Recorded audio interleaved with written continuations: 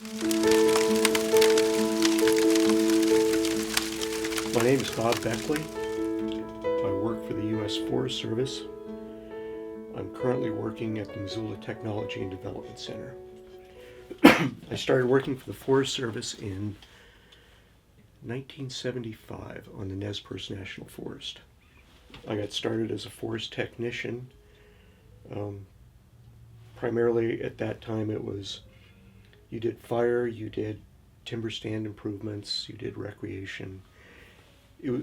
Back in that era of the Forest Service, you were tutored and mentored when you came into the agency.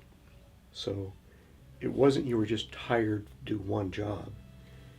They gave you a breadth of knowledge throughout all types of work that the agency was involved in.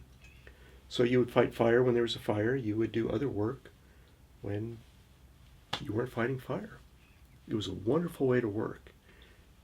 And you were tutored and mentored by those old timers, those masters who really knew how to live and work in the woods. I grew up in San Francisco, and coming from San Francisco to Grangeville, Idaho, it was just what I wanted. And to be able to learn from those old timers was fantastic. I actually wound up coming from San Francisco to the Forest Service. I'll attribute that to Lassie. I grew up watching Lassie when I was just a little kid, and I wanted to go work for the Forest Service. And Ranger Rick became a smoke jumper one time, and I don't know if that ever made the Lassie on TV, but they did train him. He actually did jump with the jumpers. So Timmy's dad became a smoke jumper, and boy, that's what I wanted to do. So eventually that's what I did wind up doing. Prior to that, I had many years bouncing around different occupations within the Forest Service, primarily fire. I became a smoke jumper in 1983. I rookied out of Redmond, Oregon. I think my rookie class, they offered jobs to 50 people, 47 showed up, and 13 of us made it through. So that was back in the days when they could be mean and rough to you. They don't quite do that anymore, which is a good thing. I mean, with the expense of training smoke jumpers, now it goes back to that tutoring and mentoring to get those new recruits, those rookies, set so that when they come into the program, they're more successful. Smoke jumping, the reason I became a jumper is jumpers were always highly regarded. I mean, there's not many smoke jumpers in the Forest Service.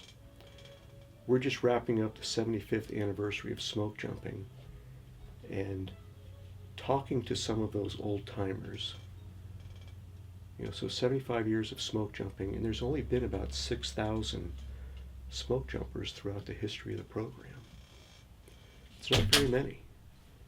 And you look at a yearly basis for smoke jumpers, there's somewhere between 300 and 400 jumpers.